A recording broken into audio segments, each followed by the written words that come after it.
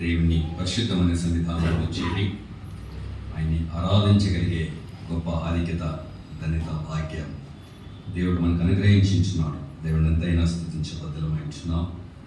అలాగనే ఈ నూతన సంవత్సరంలో మొదటిసారిగా నిలబడడానికి దేవుడు నా కృప చూపించినందుకు దేవుడిని ఎంతైనా స్తుతిస్తున్నాం కదండి. నూతన సంవత్సరంలో ఎన్నో ఆలోచనలు కలిగి మనం ఉంటాం. నూతన సంవత్సరంలో ఒక ఆదివారం కూడా దేవుని సన్నిధాన్ని మరవకుండా నేను వస్తానని కొంతమంది తీర్మానం చేసి ఉండవచ్చు. నూతన సంవత్సరంలో దేవుని కొరకు మరి ఎక్కువగా ఫలించాలని కొంతమంది తీర్మానం చేసి ఉండవచ్చు. అయితే ఏదేమైనా ప్రభు కొరకు మనం అందరం మంచి ఫలించే బిడ్డలుగా ఉండవలసిన వారమైంటున్నాం. ప్రభువుని గణపరిచే వలసే వారమైంటున్నాం. అయితే మరి ఎక్కువగా దేవుని ఆనుకొని అత్తుకొని జీవించినప్పుడు దేవుడు మనల్ని ఎంతైనా ఆశీర్వదించే దేవుడు అయింటున్నాడు. ఈ ఉదయకాలం ముందు దేవుని సన్నిధానంలో ఇలా నిలబడడానికి దేవుడు ఇచ్చినందుకు దేవుని స్తుతిస్తుంటున్నాం. అలాగే చేరవచ్చిన మీ అందరికీ, అలాగే ఈ ప్రాంతంలో వచ్చిన సిస్టర్స్ అందరికీ హృదయపూర్వకంగా తెలియజేస్తుంటున్నాం. కొద్ది నిమిషాలు మనం దేవుని వాక్యాన్ని జ్ఞాపకం చేసుకుందాం. ఏజ్కేల్ గ్రంథం మనం యథావిధిగా మనం ధ్యానించుకుంటూ వెళ్తున్నాం కదండి. ఏజ్కేల్ గ్రంథము 14వ అధ్యాయము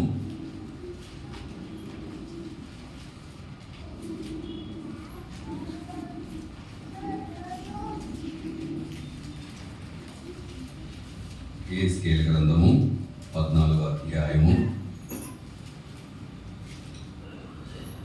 12 నుండి మనం 14 వరకు మనం మార్చి చదువుకుందాం. 12 నుండి 14 వరకు మనం మార్చి చదువుకుందాం. ఏజ్కేల్ గ్రంథం 14వ అధ్యాయము 12 నుండి మనం 14 వరకు మనం మార్చి చదువుకుందాం. మరియు యెహోవా వాక్కు నాకు ప్రత్యక్షమై ఇలాగ సెలవిచ్చెను.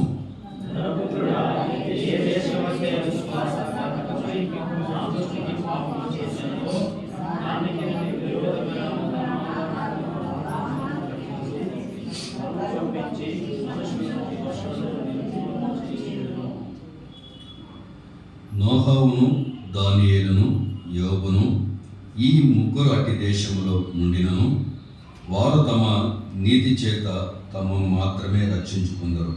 ఇదే ప్రభువుకు యెహోవా వాక్కు. చిన్న ప్రార్థన చేసుకుందాం.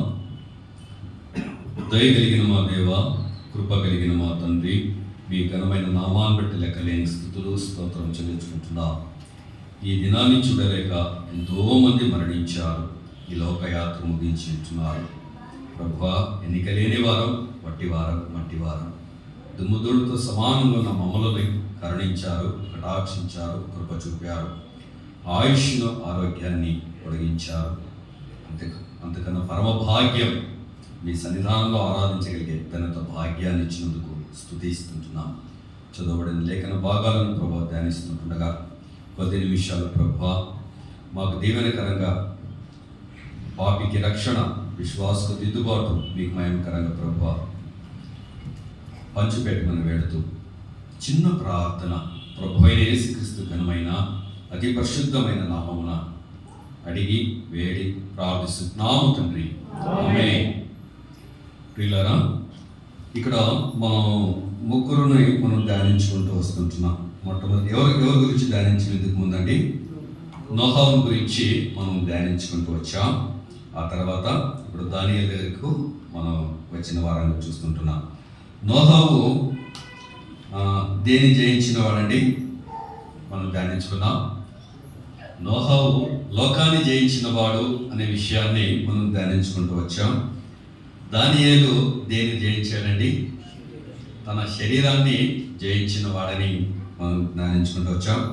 యోబు ఎవరిని జయించాడండి? సాతానును జయించిన వాడని విషయాన్ని మనం ధ్యానించుకుంటూ వచ్చినట్టు మనం జ్ఞాపకం చేసుకుంటున్నాం. ఈ ముగ్గురు పలు విధములైన సమయాలలో దేవుని కొరకు బలంగా నిలబడుకున్న భక్తులుగా మనం జ్ఞాపకం చేసుకుంటూ వచ్చారు. అయితే ప్రభువైన యేసుక్రీస్తు వారు వీరు ఒక్కొక్కటిని జయించుకుంటూ వచ్చారు. ప్రభువైన యేసుక్రీస్తు వారు ముగ్గురిని కూడా జయించినట్టు మనకు కనబడినట్టు చూసుకుంటున్నాం కదండి. అలాగే దానియేలు గ్రంథాన్ని మనం ధ్యానించుకుంటూ వస్తున్న ఆ సందర్భంలో దానియేలు యూదులను దేవుడు ఎందుకు ఇస్రాయేల్ ప్రజలను ఎందుకు 70 సంవత్సరాలు కదండి 70 సంవత్సరాలు నెబుకద్నెజరు యొక్క చేతికి అప్పగించున్నాడు అనే విషయాన్ని మనం ధ్యానించుకుంటూ వస్తున్న ఆ సందర్భంలో మనం అనుకుని కదండి, దేవుని మాట విననందుకు, అవునంటారా కాదంటారా? దేవుడిని ఆయాసపరిచినందుకు, దేవుడిని ఆరాధించినందుకు, దేవుడిని గణపరిచినందుకు, దేవుని బొత్తిగా మర్చిపోయినందుకు. ఎవరు అంటే తనవారు, ప్రభు నుండి విశ్వాసించిన వారు, ప్రభుతో సహవాసం చేసేవారు కదండి. బొత్తిగా దేవుని మర్చిపోయిన వారిగా చూస్తున్నాం. బొత్తిగా దేవుని మర్చిపోయిన ఆ ఇశ్రాయేలు ప్రజలను దేవుడు అలనాడు యెహోయాకీము కాలంలో, యెహోయాకీము దినవృత్తాంతుల గ్రంథంలో మనం చూస్తాం కదండి. దినవృత్తాంతుల గ్రంథంలో మనం యెహోయాకీము కాలంలో దేవుడు వారిని ఇశ్రాయేలు ప్రజలను బబులోని దేశానికి నెబుకద్నెజరు రాజు యొక్క అప్పగించినట్టు మనం జ్ఞాపకం చేసుకుని కూడా చూస్తున్నాం. అయితే అక్కడ 3 రాజులు ఉన్న కాలంలో 3 సార్లు దండెత్తి వెళ్ళినట్టు మనం జ్ఞాపకం చేసుకుంటున్నాం కదండి. యెహోయాకీము కాలంలో మొట్టమొదటిసారిగా దండెత్తి వచ్చినప్పుడు దానియేలును చెరపట్టుకొని వెళ్ళిపోయినట్టు మనం జ్ఞాపకం చేసుకుంటున్నాం. అలాగనే యెహోయాకీను తన కుమారుడైన యెహోయాకీము వేరే, యెహోయాకీను అని ఒక రాజు యొక్క దినములలో యెహెజ్కేలు కూడా చెరపట్టుకొని పోయినట్టు మనం జ్ఞాపకం చేసుకుంటున్నాం. సిద్కియా ఒక కాలంలో కూడా, రాజైన సిద్కియా కాలంలో కూడా ఆ దేశంలో దండెత్తి వెళ్ళినట్టు కూడా మనం జ్ఞాపకం చేసుకుంటున్నాం. అయితే ఈ ఒక పరాయి దేశంలో ఉంటున్న దానియేలు ఎలాగున్నాడు అనే ఒక విషయాన్ని మనం జ్ఞాపకం చేసుకుంటూ మనం అలాగూ వస్తూ ఉంటున్నాం. అయితే దానియేలు యొక్క తల్లిదండ్రులు ఎవరు అనే విషయాన్ని కూడా మనం జ్ఞాపకం చేసుకున్నాం కదండి. మొదటి దినవృత్తాంతుల గ్రంథం 3వ అధ్యాయం 1వ వచనంలో దానియేలు యొక్క తల్లిదండ్రుల పేరు కూడా అక్కడ రాయబడినట్టు మనం జ్ఞాపకం చేసుకుని ఉంటున్నాం. ఆ మాట చూస్తామా? మొదటి దినవృత్తాంతుల గ్రంథం 3వ అధ్యాయం 1వ వచనంలో ఆ మాట అక్కడ రాయబడినట్టు కూడా చూస్తుంటున్నాం.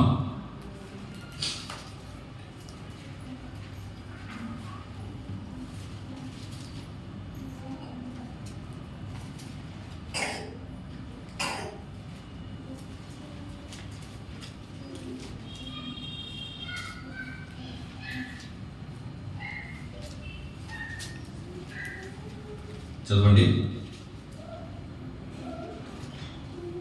దావీదునకు హెబ్రోనులో పుట్టిన కుమారులు ఎవరనగా యెజ్రెయేలీయురాలైన అహీనోయమునకు పుట్టిన అమ్నోను జ్యేష్ఠుడు, కర్మెలీయురాలైన అబీగయీలునకు పుట్టిన దానియేలు రెండవ వాడు అనే విషయాన్ని మనం జ్ఞాపకం చేసుకుంటున్నాం కదండి. అబిగేలుకు దావీదుకు పుట్టిన కుమారుడు దానియేలుగా మనము అక్కడ జ్ఞాపకం చేసుకుంటూ మనం వచ్చినట్టు కూడా చూసుకుంటున్నాం. అయితే అదే దానియేలు గ్రంథాన్ని ఒకసారి మనం వెళ్ళినట్లయితే, దానియేలు గ్రంథానికి మనం వెళ్ళినట్లయితే బానిసగా తీసుకొని పోయిన దానియేలును అనేక మందిని బానిసగా యెహోయాకీము కాలంలో తీసుకుని పోయిన కొంతమంది బాలురులు ఉంటున్నారు. వాస్తవానికి దానియేలు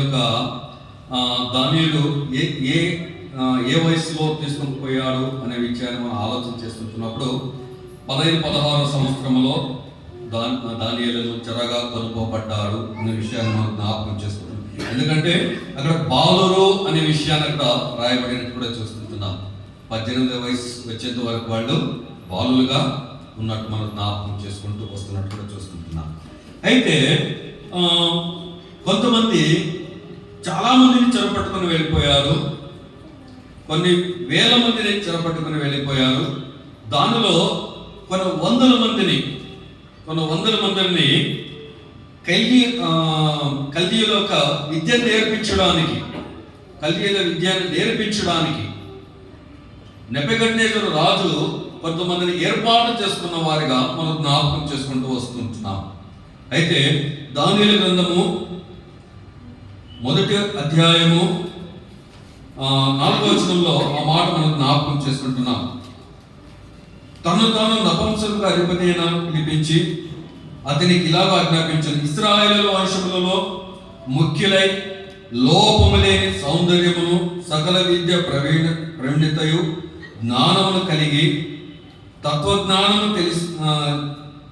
తెలిసిన వారై రాజనగరయందు నిలువదగిన కొందరు బాలులను రప్పించి కల్దీయుల విద్యను భాషను వారికి నేర్పుము అని జ్ఞాపకం చేస్తూ వచ్చాడు. అయితే కొన్ని వందల మంది బాలులను తీసుకుని వచ్చారు. అయితే వారికి కల్దీయుల యొక్క విద్యను, ఆ భాషను వారికి నేర్పినట్టు మనం జ్ఞాపకం చేసుకుంటున్నాం. వారి యొక్క విద్యను నేర్పారు, వారి యొక్క భాషను నేర్పినట్టు మనం జ్ఞాపకం చేసుకుంటున్నాం. ఆ నేర్చుకుంటున్న ఆ సందర్భంలో వారి యొక్క ఆహారము, వారి యొక్క భోజనము ఎలాంటిది అనే విషయాన్ని మనం ఆలోచన చేస్తున్నప్పుడు కింద భాగాలు మనం జ్ఞాపకం చేసుకుంటున్నాం కదండి. అదే 1వ అధ్యాయం 8వ వచనంలో ఆ మాట చూస్తుంటున్నాం. రాజు భుజించు భోజనము పానమును అనే విషయాన్ని చూస్తుంటున్నాం.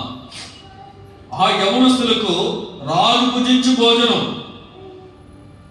ఎన్ని సంవత్సరాలు అని ఒక్కసారి ఆ మాట అక్కడే ఆ మాటలు రాయబడ్డది. దాదాపు 3 సంవత్సరాలు రాజు భుజించు భోజనం వారికి ఇచ్చినట్టు మనం జ్ఞాపకం చేసుకుంటున్నాం. అయితే కొన్ని వందల మంది యవనస్తులు అనుకుని ఉండవచ్చును, మనం బానిసగా వస్తే కానీ మనకు మంచి భోజనం ఇక్కడ లభిస్తూ ఉంటున్నదని. బానిసలుగా వస్తే కానీ రాజు గురించి భోజనం మనకు ఉన్నదని అక్కడ కొంతమంది ఆలోచన కలిగి ఉన్నవారుగా మనం జ్ఞాపకం చేసుకోబోతుంటున్నాం. అయితే అందులో కొన్ని వందల మందిలో అక్కడ కింద భాగాలు మనం జ్ఞాపకం చేసుకోండి. ఆ 4 అనే విషయాన్ని చూస్తుంటున్నాం కదండి. ఆ 4 కింద భాగాలు మనం జ్ఞాపకం చేసుకున్నట్లయితే రాజభోజనాన్ని తిరస్కరించినట్టు కూడా చూస్తుంటున్నాం. అయ్యా, మాకు శాకాహారమే కావాలి, రాజభోజనం వద్దు అని తెలియజేసినట్టు కూడా చూస్తుంటున్నాం. ఎందుకు రాజభోజనం వద్దు అని వాళ్ళు ఆలోచన కలిగి ఉన్నారు అని ఒకసారి మనం ఆలోచన చేద్దాం. ఎందుకంటే రాజభోజనం ఎందుకు వద్దు అనుకొని ఇస్తున్నారు? యూదులు మాంసాహారం తినరా? ఎందుకు వద్దనుకొని ఇస్తున్నారు? ఒక ఆలోచన చేద్దాం. ఎందుకు వద్దనుకొని ఇస్తున్నారు? చెప్పండి, మీకు ఏదైనా తోచింది చెప్పండి, చూద్దాం. ఎందుకు రాజు యొక్క భోజనము వద్దాం? ఎందుకంటే శ్రేష్టమైన భోజనం, రాజు పూజించే భోజనం అంటే చిన్న విషయం కాదు, మంచి భోజనం. ఎందుకో వద్దనుకున్నారు?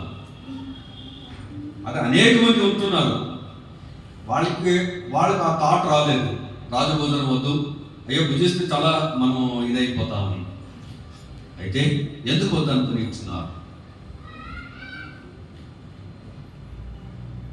అయితే ఎందుకు నేను ఆలోచన చేసిన రీతిగా, నేను అనుకునే రీతిగా, ధ్యానించిన రీతిగా తెలియజేయడానికి ఇష్టపడతా ఉంటున్నాను.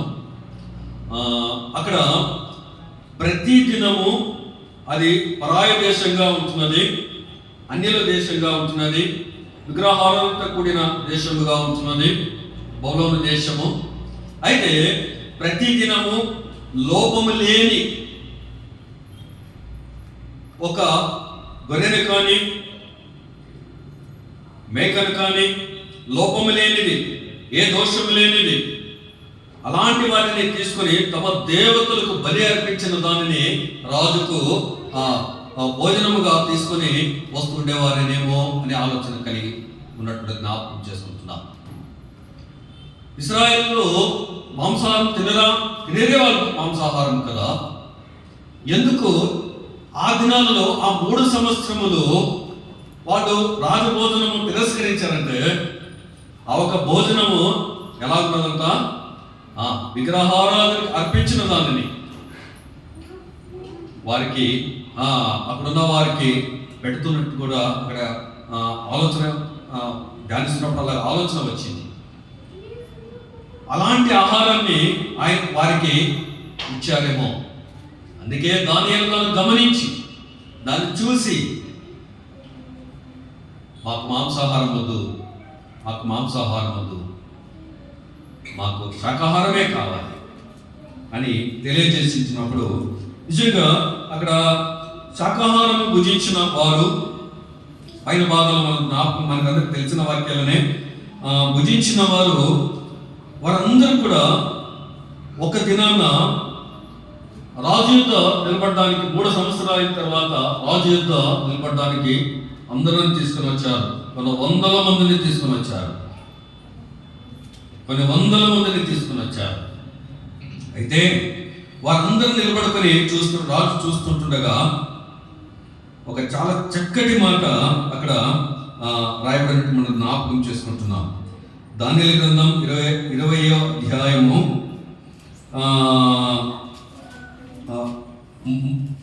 మొదటి అధ్యాయం 20వ వచనంలో ఆ మాట కింద భాగంలో చూస్తుంటున్నాం. 10 అంతుల శ్రేష్ఠులని తెలియబడేను అనే విషయాన్ని చూస్తుంటున్నాం. ఆ ఒక ఆహారాన్ని ఎవరు భుజించారంటే 4 మాత్రమే. షడ్రక్, మెషక్, అబేద్నెగోలు అనే విషయాన్ని మనం జ్ఞాపకం చేస్తాం. అదే భాగాలు 1వ అధ్యాయం 6వ వచనంలో ఆ మాటలు అట్లా కిందకు రాసుకుంటూ వస్తున్నట్టు చూస్తుంటున్నాం. అయితే ఆ భోజనం భుజించిన తర్వాత 3 సంవత్సరాలు అయిన తర్వాత ఇక్కడ శ్రేష్టమైన 10 అంతుల శ్రేష్ఠులని తెలియబడేను అనే విషయాన్ని చూస్తుంటున్నాం. అయితే వీరు దేవుణ్ణి ఎంతగానో హత్తుకొని జీవించిన వారు, దేవుణ్ణి సన్నిధానాన్ని ఎప్పుడు కూడా వాళ్ళు మర్చిన వారు కాదు. దేవునితో సహవాసం కలిగిన వారు. పరాయి దేశంలో ఉన్నా, తెలియని దేశంలో ఉన్నా, అక్కడ ఎవరు ఆదరించేవారు లేకపోయినా వాళ్ళ ప్రభువుని వెంబడిస్తున్నవారు, ప్రభువుతో సాంగత్యం కలిగిన వారు, ప్రార్థన జీవితం కలిగిన వారు దానియేలుగా, అలాగే తన 3 స్నేహితులుగా మనం జ్ఞాపకం చేసుకోబోతున్నాం. అయితే అలాంటి దానియేలును, అలాంటి షడ్రక్ను, మెషక్ను, అబేద్నెగోలు దేవుని కొరకు నిలబడిన వారుగా మనం జ్ఞాపకం చేసుకుంటున్నాం. అయితే వారు ప్రభు వారికి ఎలాంటి జ్ఞానం ఇచ్చారు అనే విషయాన్ని ఒకసారి మనం ఆలోచన చేస్తే అదే దానియేలు గ్రంథం 1వ అధ్యాయం 17వ వచనంలో ఒక మాట ఉంటుంది. చూడండి కావాలంటే ఆ మాట. ఈ 4 బాలురు సంగతి ఏమనగా దేవుడు వారికి జ్ఞానమును, సకల శాస్త్ర ప్రావీణ్యతయు, వివేకముయు అనుగ్రహించెను.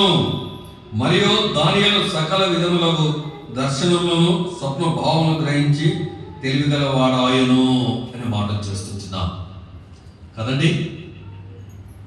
రాజభోజనం తిరస్కరించిన వారు ప్రభు ఒక దృష్టిలో ఎలాగ ఉన్నారు అని ఒకసారి జ్ఞాపకం చేసుకుంటే దేవుడు వాళ్ళకి ఎలాంటి జ్ఞానం ఇచ్చారు.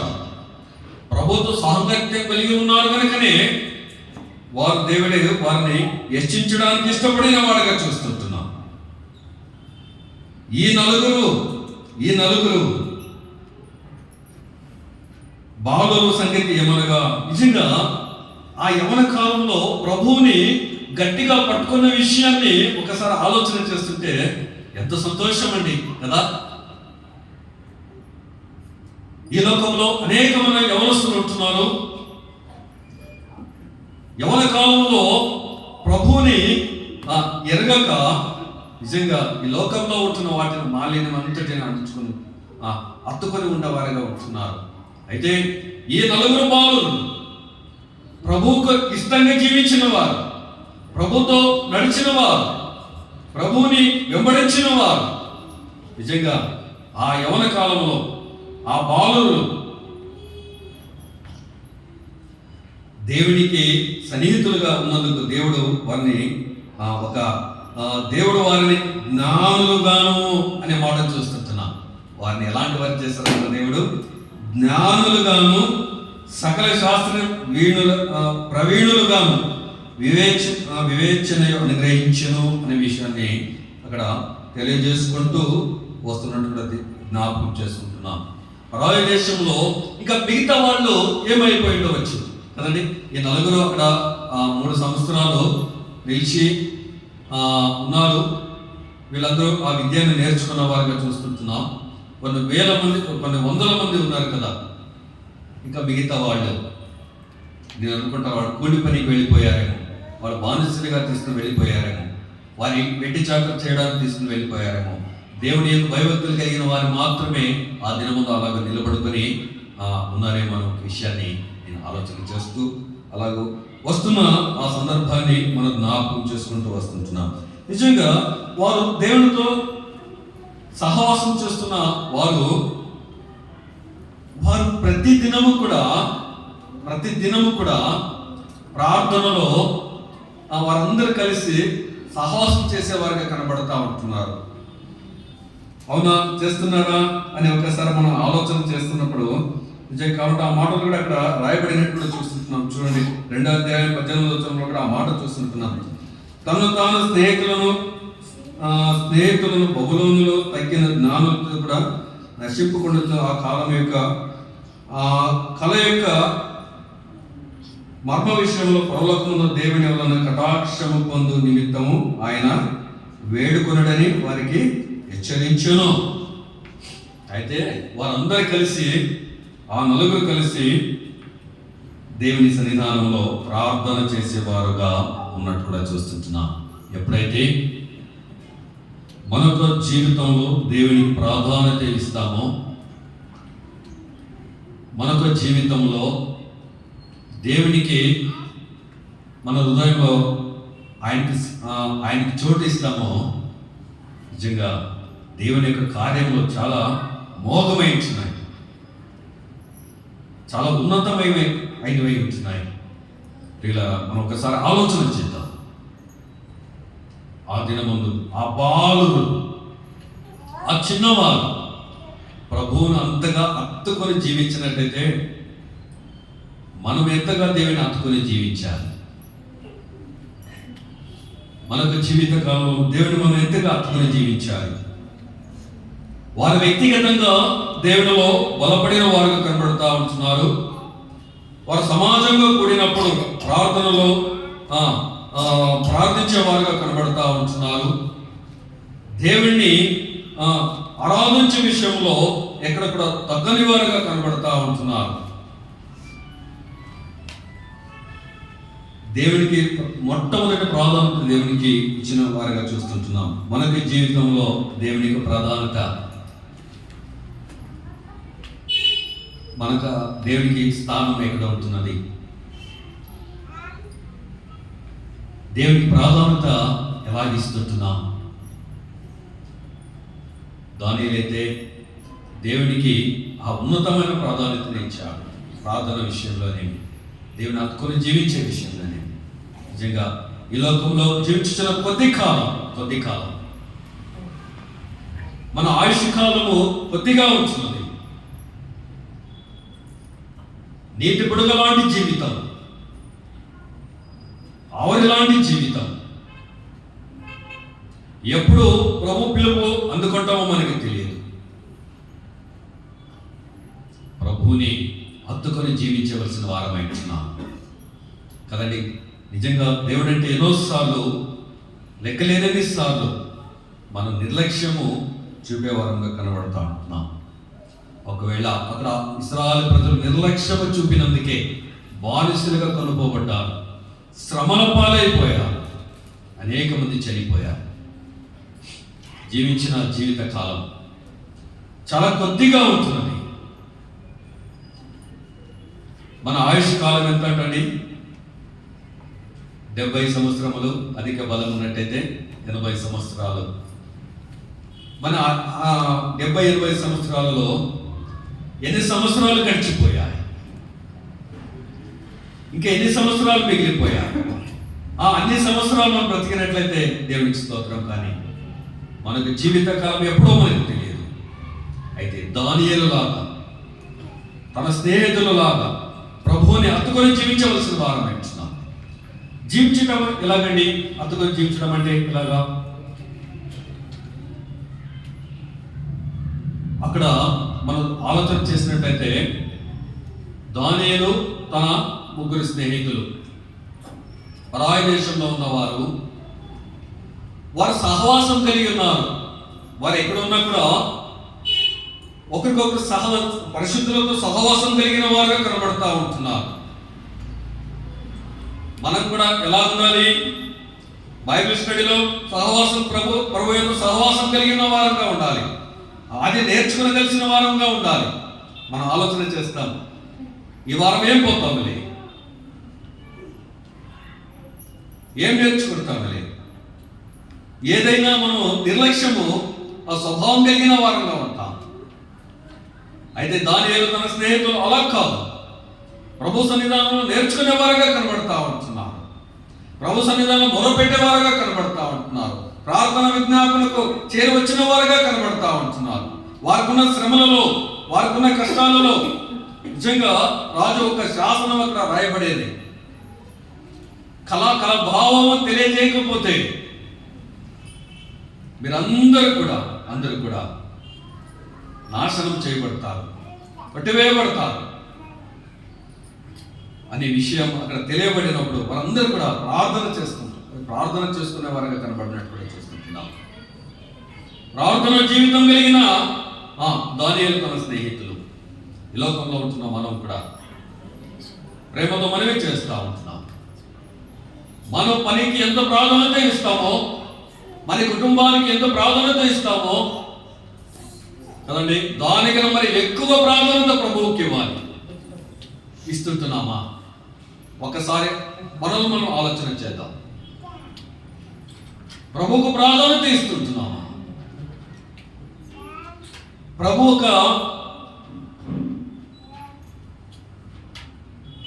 నియామక కూడికలకు మనం వస్తుంటున్నామా?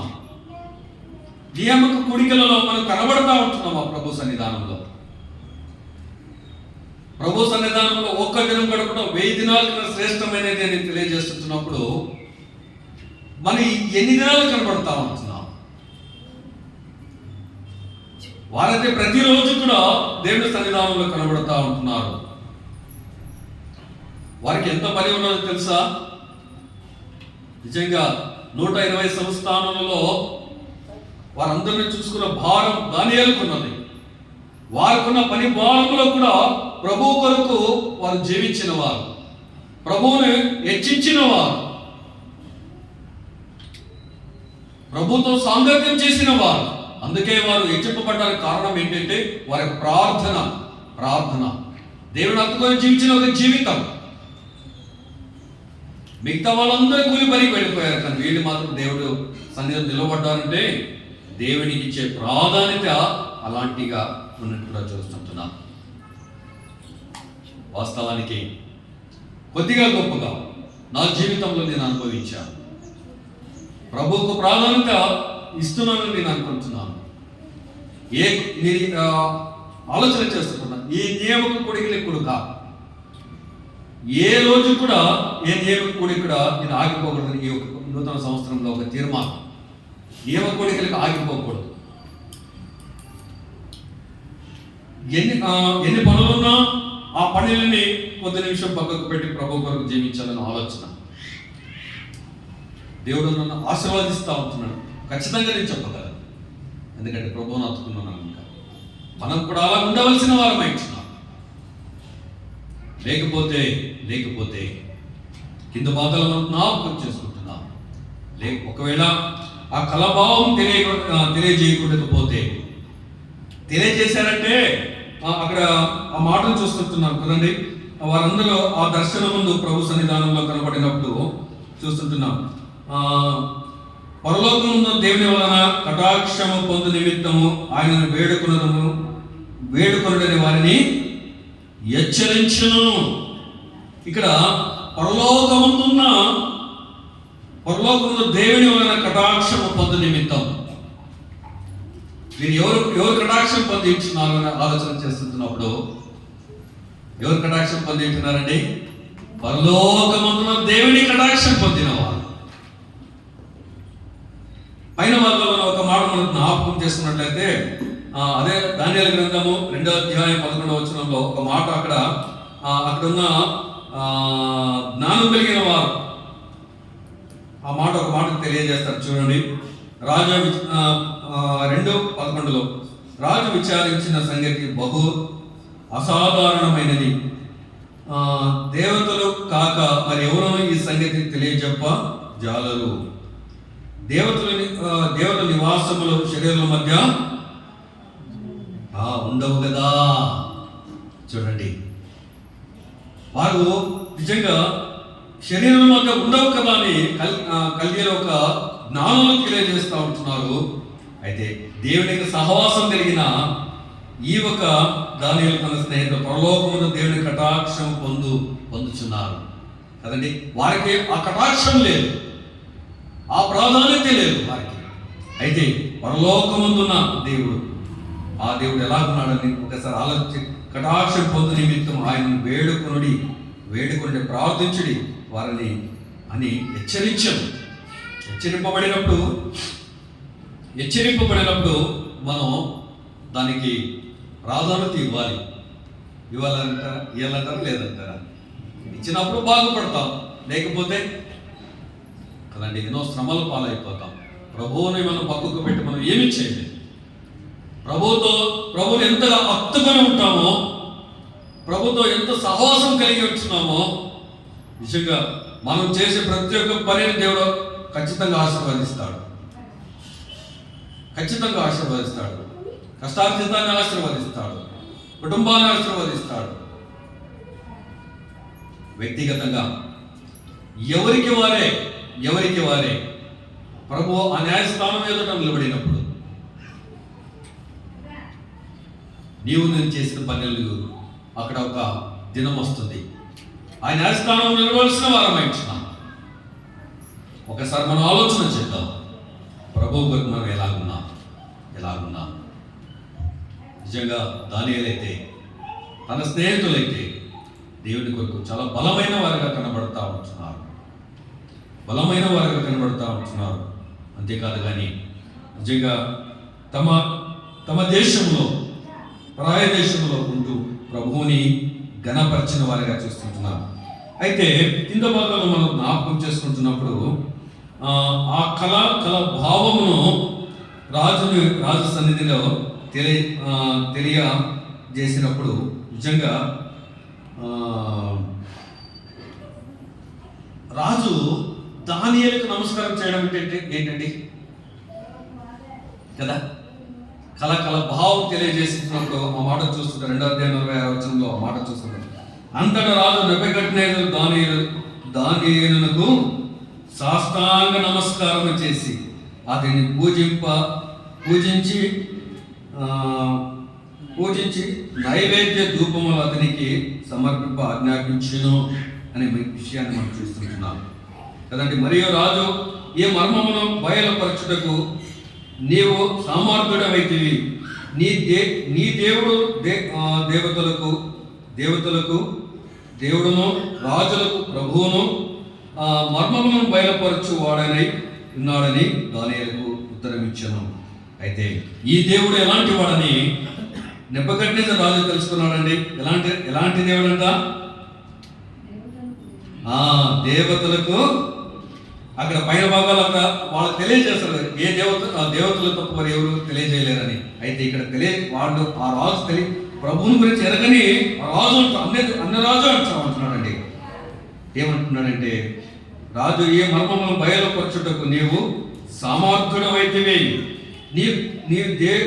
నీ దేవుడు దేవతలకు దేవుడను రాజులకు ప్రభువును. మన దేవుడు ఎలాంటి వాడంట? ఇక్కడ చాలా అన్యరాజు తెలియజేస్తా ఉన్న మాట మనం జ్ఞాపకం చేసుకుంటున్నాం. ఈ దేవుడు ఎలాంటి వాడు? అయితే మర్మమును తెలియపరచగలిగిన వాడు. దానియేలు ద్వారా తన స్నేహితుల ద్వారా ప్రార్థించడం ద్వారా దేవుడు వారిని బయలుపరిచిన విధానాన్ని చూస్తుంటున్నాం.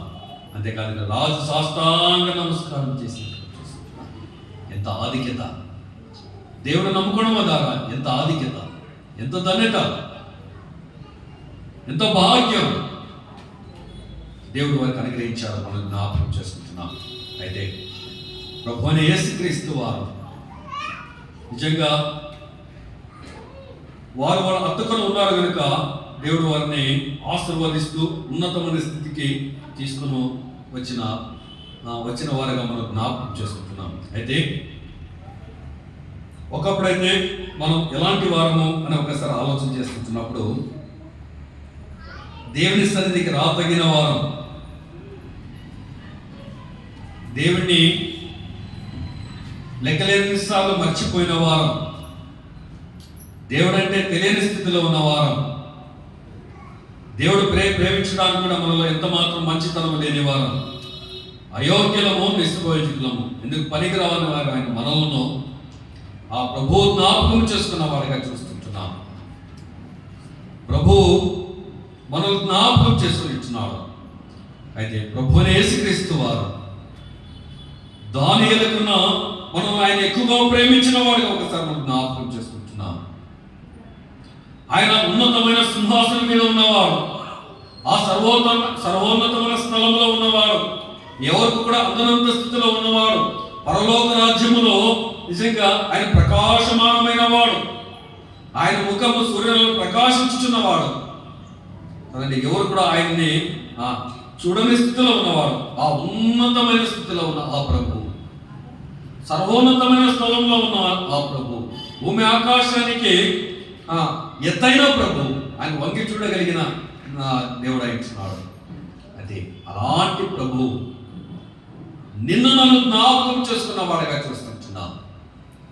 అర్హత లేని మనం ఆయన జ్ఞాపకం చేసుకున్న వాడిగా చూస్తుంటున్నాం. అందుకే ఈ లోకానికి ఆయన దిగి వచ్చిన వాడు, దానియేలుకు తోడుగా ఉన్నవాడు, అలాంటి దేవుడు మనకి ఈ లోకానికి ఆయన దిగి వచ్చిన వాడు, మరి దగ్గరగా వచ్చిన వాడు, ఆయన ఉన్నతమైన స్థానంలో ఉన్న ఆ ప్రభు మరి దగ్గరగా వచ్చిన వాడు, ఉన్నతమైన స్థితిలో ఉన్న ఆ ప్రభు నిన్ను ప్రేమించిన వాడిగా చూస్తుంటున్నాం. అందుకే ఆ ప్రభు ఈ లోకానికి దిగి వచ్చిన వాడిగా చూస్తుంటున్నాం. మన పాపములు, మన దోషములు, మన అపరాధముల నిమిత్తం వాస్తవానికి ఇశ్రాయేలు ప్రజల్లాగా శ్రమల పాలైపోవాలి, కానీ నిజంగా మన దోష యావత్తు తన మీద వేసుకున్న వాడిగా చూస్తుంటున్నాం. దోష శిక్ష యావత్తు తన మీద వేసుకున్న వాడిగా చూస్తుంటున్నాం.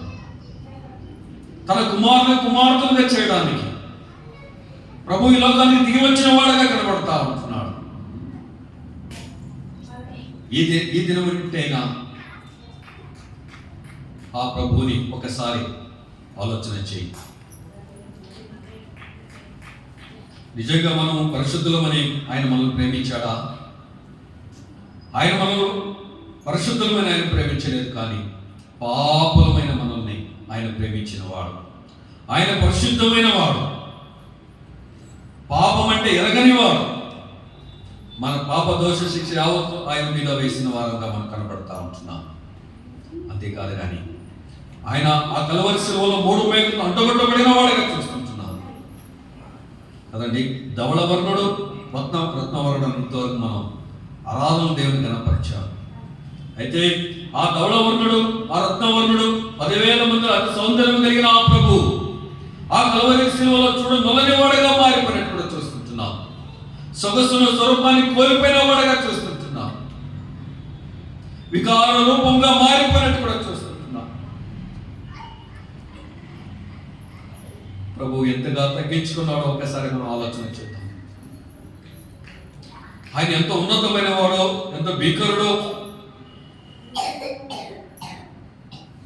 తను తాను తగ్గించుకున్నవాడు, తన కాళ్ళలో మేకలు కొట్టబడినవాడు, తనకు చేతులలో మేకలతో కొట్టబడినట్టు కూడా చూస్తుంటున్నాం. తలకు ముళ్ళ కిరీటం కొట్టబడినట్టు కూడా చూస్తుంటున్నాం.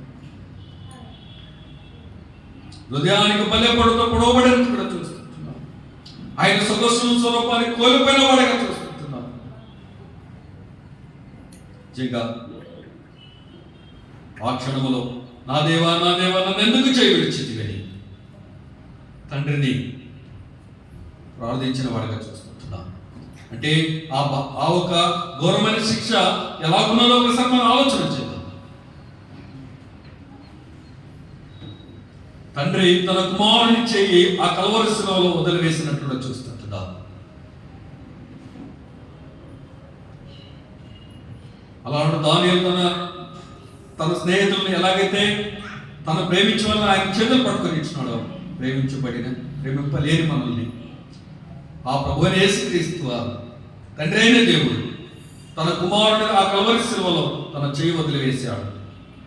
నిజంగా నిష్ప్రయోజకమైన మనల్ని చెయ్యి ఆయన పట్టుకున్న వాడుగా చూస్తున్నాడు. తనకున్న ఒకే ఒక కుమారుడు, తన ముద్దు కుమారుడు ప్రభువుని యేసుక్రీస్తు వారు నిజంగా తండ్రి చిత్తం నెరవేర్చిన కుమారుడుగా చూస్తుంటున్నా. అంతేకాదు కానీ సమాధిని మరణానికి ఇచ్చిన గొప్ప దేవుడుగా చూస్తుంటున్నా. మరణ ములను విరిచిన గొప్ప దేవుడుగా చూస్తుంటున్నా. ఎంత గొప్ప ఆధిక్యత అండి! నిజంగా పాపినైనా నన్ను క్షమించు, నీ బిడ్డగా చేసుకోమంటే ఆయన ఎంతగా కదండి క్షమింపగలిగిన సామర్థ్యం కలిగిన దేవుడు. ఒకసారి ఆలోచన చేద్దాం. గడిచిన దినాలలో సువార్త గుడికి వెళ్ళినప్పుడు ప్రవీణ్ కూడా తీర్మానం చేయగలిగాడు. ఎంత సంతోషం! పరలోకంలో సంతోషం, దేవదూతలకు సంతోషం. అయితే యవన కాలంలో ఉంటున్నా ప్రవీణ్ ఎలా ఉండాలంటే దేవుని హత్తుకొని ఉండాలి. హత్తుకొని ఉన్నప్పుడు దానియేలుకి ఎలాగైతే తోడుగా ఉంటున్నాడు దేవుడు కదండి, ప్రవీణ్కు తోడుగా ఉంటాడు. ఆయన హత్తుకొని బిడ్డలందరికీ తోడుగా ఉంటున్నాడు. ప్రార్థించే బిడ్డలకు తోడుగా ఉంటున్నాడు. ఆయన సన్నిహితంగా ఉన్నవాడుగా ఉంటున్నాడు. అందుకే కదండి సంతోషం. ఆయనకు పరలోకాన్ని వారసులుగా చేశాడు.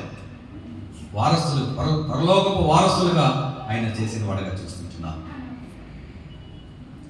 మనకు గొప్ప నిరీక్షణ ఉన్నది. ఏంటండి, ఈ క్షణం మనం చనిపోతే ఏముంది? దేవుడి సన్నిధానికి వెళ్ళిపోవడం సంతోషం ఉన్నది కదా. ఈ నిరీక్షణ విశ్వాసించని వారికి లేదు, విశ్వాసింపబడిన వారైన మనకే. అయితే మనం ప్రభువుకు ఎంత నమ్మకంగా ఉండాలి ఒకసారి ఆలోచన చేద్దాం. ప్రభు కొరకు నమ్మకంగా మన జీవిత కాలం ఇప్పుడు నింటైనా ఈ క్షణం నింటైనా ప్రభుని ఆనుకొని హత్తుకొని జీవించి దేవుని ఘనపరచడం గాక. దేవుడికి మాటలు దీవించున్నాడు.